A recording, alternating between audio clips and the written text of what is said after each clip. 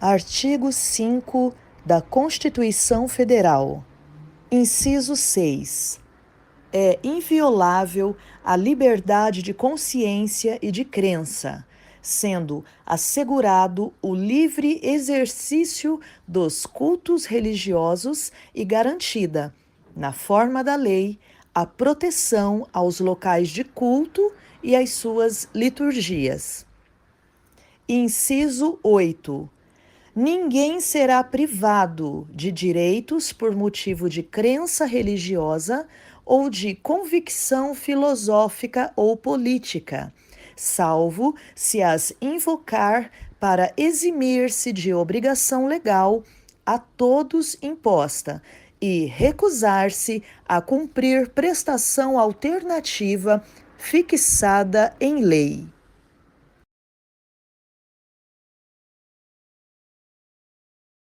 Primeiro ele faz uma alusão, uma linguagem, uma figura, na verdade, né?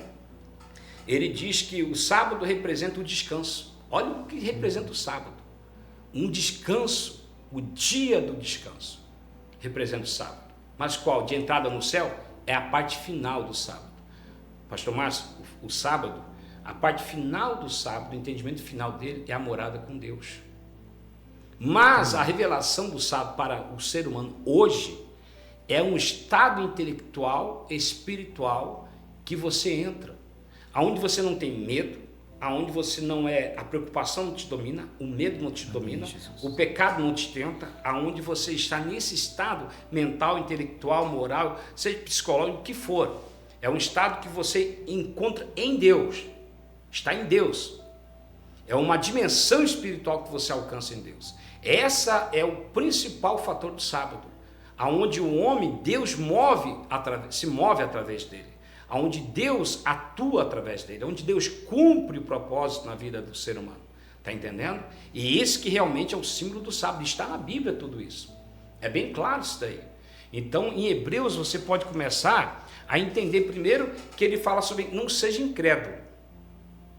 A incredulidade é um problema, por isso que eu falei de fé antes. Se você não sabe usar a fé, o que é a fé? É a fé, o que é o Velho Testamento? Era a fé em si mesmo. Qual que é a fé do Novo Testamento? Fé em Deus. A lei da fé. É eu confiar em Deus. Aí eu ativo o quê?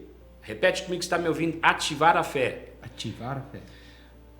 Quando eu ativo a minha força, o que motiva ela? O medo e o interesse. Eu estou ativando a minha força. Ativar a fé em Deus. O que acontece? Você ativa a lei do Espírito de vida. A unção do Espírito Santo começa a operar em mim. Ele vai me dando vontade de fazer, vontade, desejo, vai mudando tudo em mim de fazer o que é certo, sem interesse, sem medo, apenas um poder, porque eu creio, eu acredito em Cristo. E se você segue Deus de outra forma, você está totalmente errado, você não está usando a fé. Então, quando eu creio em Cristo, confio nele para minha salvação primeiramente, confio nele para me guiar, para me ajudar a cumprir o mandamento, ele começa a mover o poder dele. Aí o que acontece? Entenda uma coisa, entenda isso. Cristo morreu para te salvar. Cristo morreu para te curar, para te abençoar, vários fatores. O propósito maior de Cristo é morrer por você, para você é a salvação, vamos dizer. Quase acertou. Para isso você tem que entender por que Cristo morreu por você. Por que Cristo morreu por você, pastor Márcio? Para ter comunhão com Deus. Olha só, Jesus morreu pelo homem para ter comunhão com o homem. Aleluia. O que Deus perdeu lá no paraíso? O que ele perdeu? Havia um rei, escuta essa. Havia um rei muito poderoso. E esse rei então levantava todo dia do seu trono. Todo dia do seu trono. Esse rei, o celular que está falando.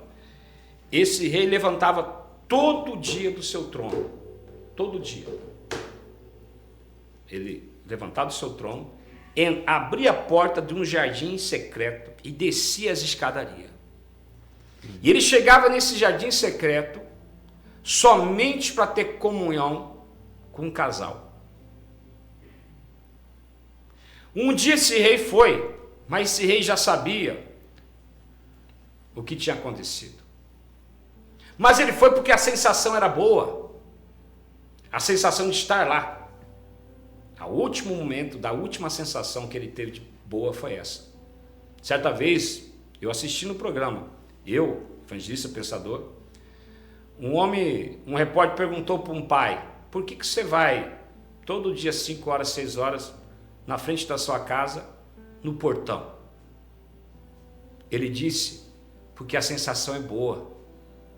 A sensação de quê? A minha filha morreu há muito tempo atrás. E ela vinha sempre nesse horário. Então eu vou lá só por causa dessa sensação. Para sentir um gostinho da lembrança boa. Deus, ele fez a mesma coisa. Na verdade, o homem é cópia de Deus nas suas emoções. Deus sabia como tinha caído. Esse grande rei sabia que é Deus.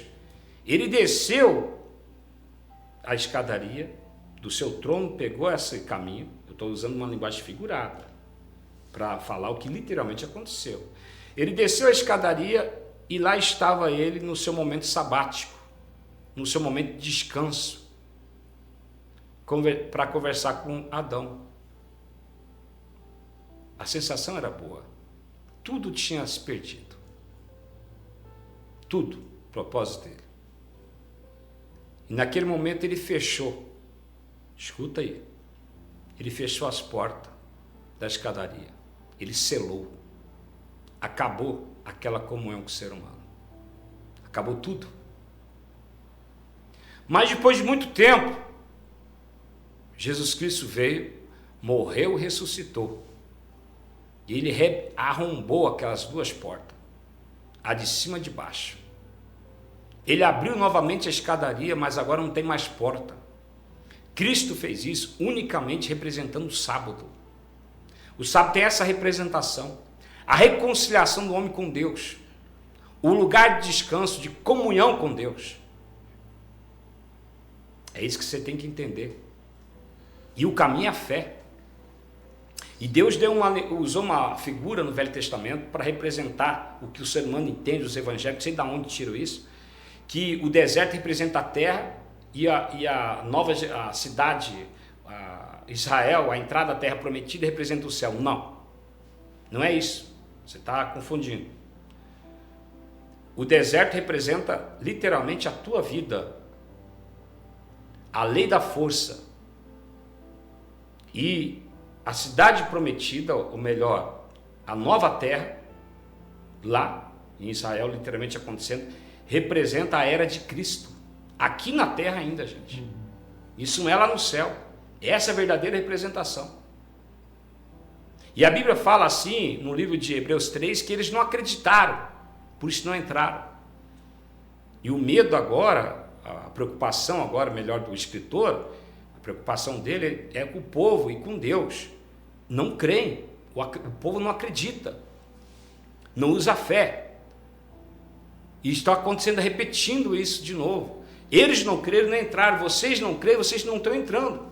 Aí o que vem o incrédulo? Falando que isso aqui quer dizer o céu. Não, gente. Aqui não é o céu.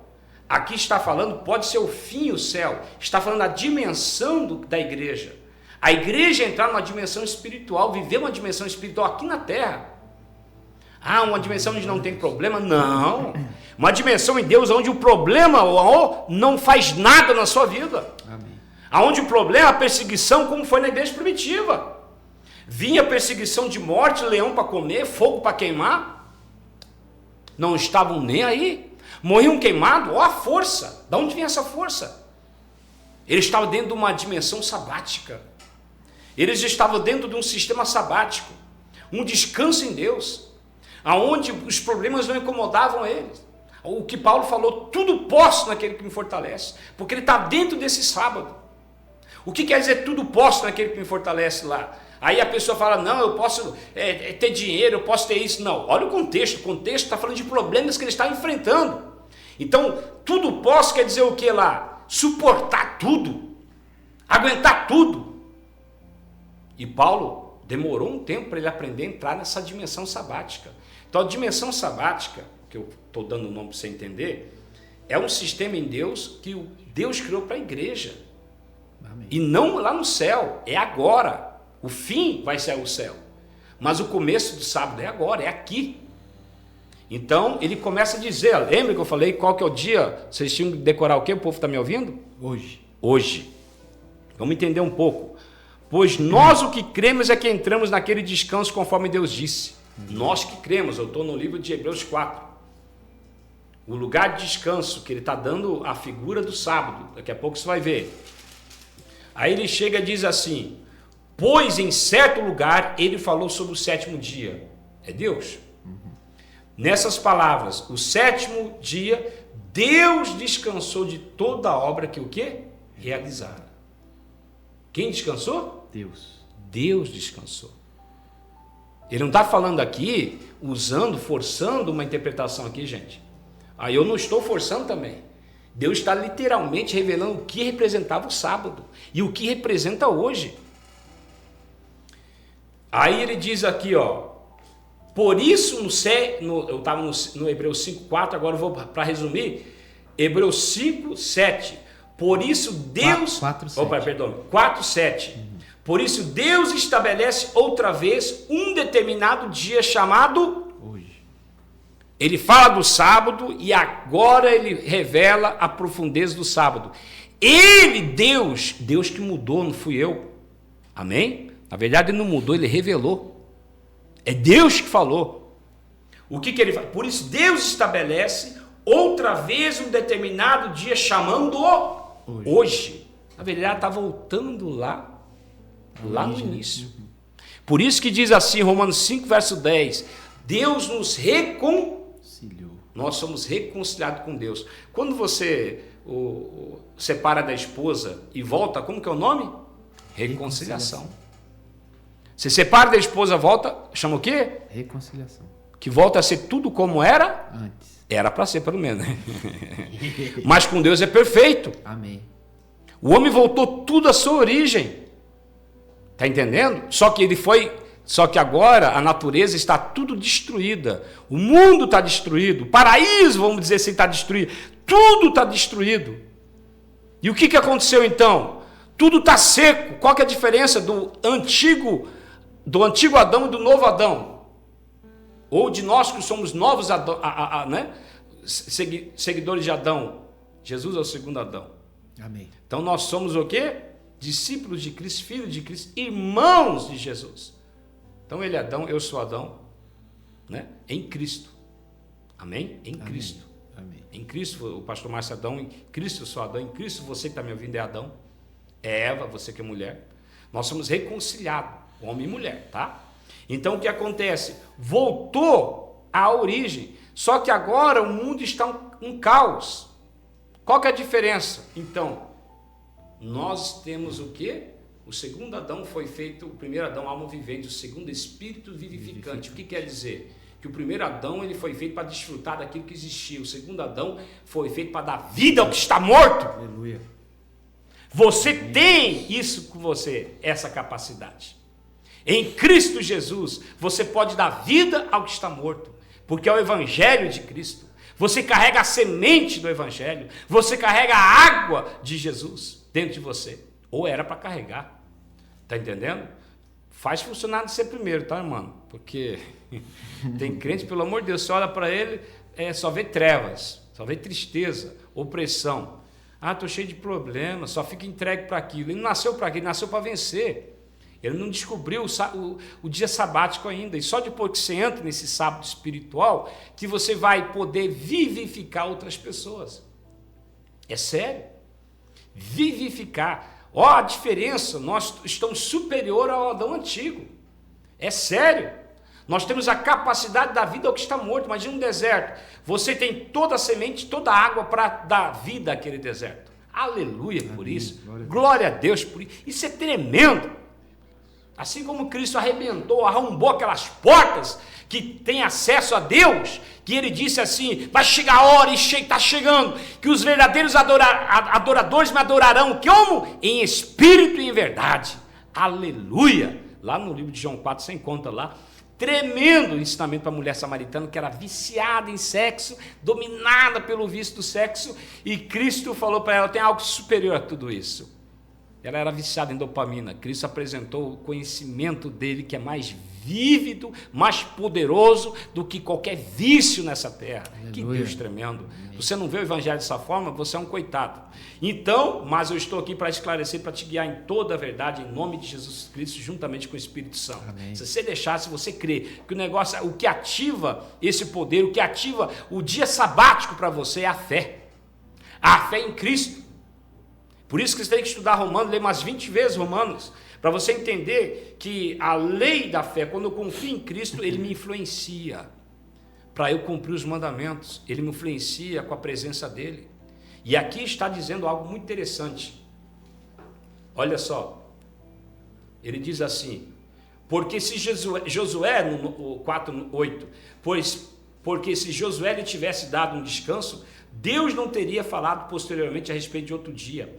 Assim ainda resta um descanso sabático para o povo de Deus. Estou no 4:10 agora.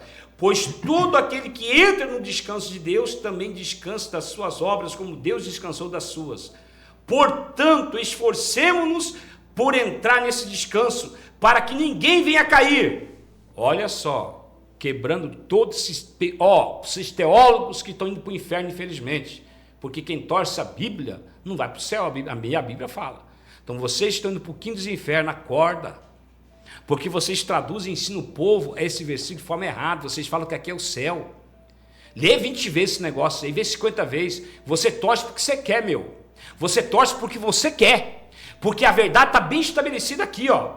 Portanto, esforcemo-nos por entrar nesse descanso, para que ninguém venha cair seguindo aquele exemplo de desobediência. Mas os caras falam que entrar nesse descanso é entrar no céu. E quem vai cair no céu, né? Isso. Quem vai cair no céu? Pensou? Mas, toca aí, pensador. Evangelista pensador na área. Está entendendo? Temos que pensar. Não tem nada a ver. É como o cara pegar o livro de Romanos 14 e dizer assim, não, tem que guardar o sábado. Mas então por que ele falou que um vê todos os dias iguais e Deus o aceita? Ué, tá entendendo? E o outro, mas a gente estudando bem sabe que o que aceita vê todos os dias iguais e entendeu o sábado. E o outro ainda é fraco na fé, está crescendo. E Deus tem tolerância. Deus tem tolerância para quem guarda o sábado ou quem guarda o domingo. Deus tem tolerância para aquele que só come vegetais. Gente, o ser humano, eles entendem a Bíblia tudo torto hoje, pastor Márcio. Eu não sei, porque quem revela, é assim, ó, quem revela a Bíblia é o Espírito Santo. É o único. Enquanto você não aceitar isso, você nunca vai encontrar a Bíblia. Amém. Nunca vai entender. Você aprende a decifrar, você pode ter uma gnose dela. Mal uma gnose, mal um eito.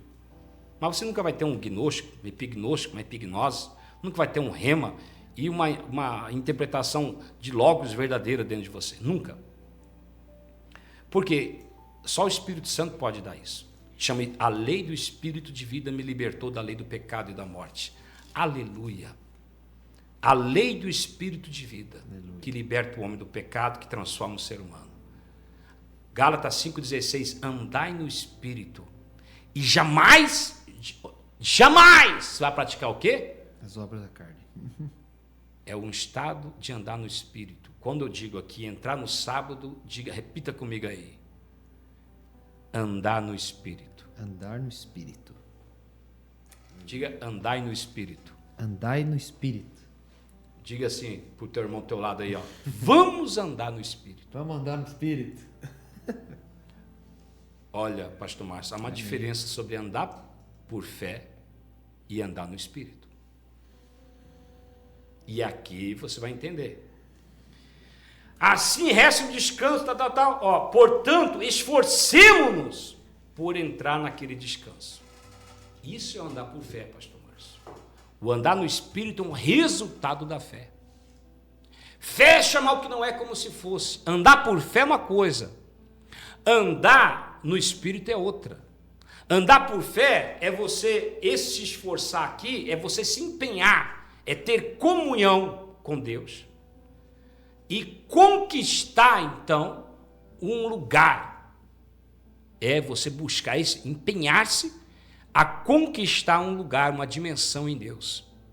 Por isso que ele fala, tem que chegar lá, porque aí você não cai. Você entendeu, pastor? Sim. Porque enquanto você está andando por fé, mas aí Dimensão. você não está entrando, tendo o resultado da fé, você corre o risco de cair. Por isso ele fala, se concentre unicamente em entrar nessa dimensão sabática. Porque aí você não vai cair. Não vai ser dominado. Tá? Não vai ter medo. Ah, mas Jesus teve. Para você não ter medo, Jesus teve medo. Está entendendo? Amém. Ele virou um fracasso para você ser um vitorioso. Você não é vencedor em Cristo. A Bíblia não fala que eu sou vencedor em Cristo. Nunca a Bíblia fala que você é vencedor em Cristo, pastor Márcio. Se você observar, a Bíblia só fala que você é mais que vencedor. Não é questão da Bíblia ser positiva ou não. Ela é positiva.